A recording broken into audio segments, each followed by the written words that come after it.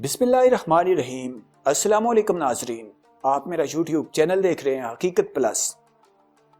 Dubai حکومت نے پاکستانیوں پر پابندی لگا دی۔ دبئی امیگریشن نے وزٹ ویزا اور انٹری پرمٹ دینا بند کر دیا۔ تفصیلات کے مطابق دبئی حکومت نے مزید انٹری پرمٹ اور ویزے کے اجراء پر پابندی لگا دی ہے۔ اس حوالے سے تمام ملکی اور غیر ملکی ایئر لائنز کو آگاہ کر دیا گیا۔ ایئرپورٹ ذرائع کے مطابق دبئی حکام نے پاکستانی نیشنل کے لیے نئے ویزے کے اجراء کا عمل روک دیا ہے۔ ذرائع کے مطابق دبئی حکومت نے وزٹ ویزے پر پابندی والے ملکوں کی فہرست جاری کر دی ہے۔ فہرست میں پاکستان، ترکی، ایران، یمن، شام، Iraq, Libya, Kenya, Somalia, Afghanistan شامل ہیں۔ پابندی کے بعد پاکستانی نیشنل کو دبئی کے لیے نئے ویزوں کا اجراء نہیں ہو سکے گا، جبکہ پابندی کا اطلاق غیر معینہ مدت تک جاری رہے گا۔ یاد رہے، کرونا وائرس کی وجہ سے دنیا میں کاروباری سرگرمیاں ماند پڑ چکی ہیں، اور جن ممالک میں کرونا وائرس کے کیس زیادہ ہیں وہاں بے روزگاری کی شرح بھی دن بدن بڑھ رہی ہے۔ بھارت کرونا پھیلاؤ کے حوالے سے دنیا کا خطرناک ترین ملک، پھر بھی متحدہ عرب امارات نے ہندوستانیوں کی بجائے پاکستانیوں پر وزٹ ویزا کی پابندی عائد کر دی۔ تفصیلات کے مطابق سینئر صحافی ندیم ملک کی جانب سے نجی ٹی وی چینل کے پروگرام سے گفتگو کرتے ہوئے متحدہ عرب امارات کی پاکستانیوں پر وزٹ ویزا پابندی کے حوالے سے اہم سوال اٹھایا ہے۔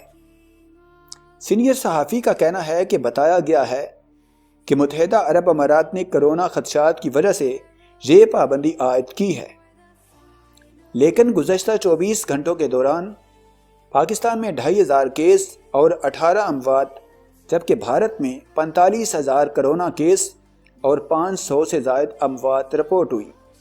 بھارت میں کرونا پھیلاؤ کی صورتحال انتہائی خطرناک ہے، لیکن پھر بھی ہندوستانیوں پر ایسی کوئی پابندی عائد نہیں کی گئی۔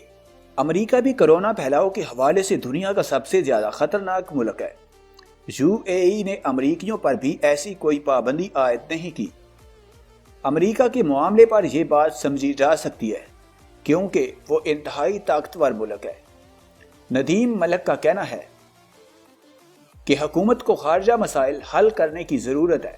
دوسری جانب سینئر تجزیہ کار رؤف کلاسرا نے کہا ہے کہ پاکستان، سعودی عرب اور UAE میں مزید تعلقات کشیدہ ہو گئے۔ یہ سعودی عرب کا اسرائیل کو تسلیم کرنے کے لیے دباؤ نہیں بلکہ تعلقات میں خرابی۔ وزیر اعظم عمران خان کے ترکی، قطر اور ایران کے ساتھ قریبی تعلقات پر ہوئی ہے۔ مسئلہ حل نہ کیا گیا تو پاکستان کے لیے مزید مشکلات بڑھ جائیں گی۔ انہوں نے پاکستان اور سعودی عرب کے تعلقات کے بارے میں اپنے تبصرے میں کہا کہ دونوں ممالک کے درمیان تعلقات کافی خراب ہیں۔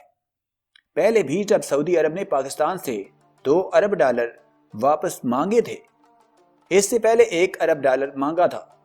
اس طرح سعودی شہزادے نے عمران خان کو جو تجارہ دیا تھا وہ بھی نیو یارک سے واپس لے لیا تھا۔ اب متحدہ عرب امارات نے بڑا اقدام اٹھا لیا ہے کہ پاکستانیوں کے لیے ورک پرمٹ اور سیاحت کا ویزا بھی روک دیا ہے۔ سمجھا یہ جا رہا ہے کہ اس کے پیچھے سعودی عرب ہے، کیونکہ سعودی عرب براہ راست خود کوئی پیغام نہیں دیتا بلکہ UAE کے ذریعے اس طرح کا پیغام دیا جاتا ہے۔ بعض لوگ کہہ رہے ہیں کہ شاید UAE نے ورک پرمٹ اور سیاحتی ویزا کرونا کی وجہ سے روکا ہو، لیکن انڈیا میں بھی کرونا حد سے زیادہ ہے، وہاں کے لیے ایسا کوئی اقدام نہیں اٹھایا گیا۔ عمران خان اور شہزادہ محمد بن سلمان کے درمیان ایک وار چل رہی ہے۔ پاکستان کی اب تک کامیابی تھی کہ پاکستان نے سعودی عرب، ترکی، ایران اور قطر کے ساتھ بھی اچھے متوازن تعلقات رکھے ہوئے تھے، لیکن اب ایسا نہیں ہے۔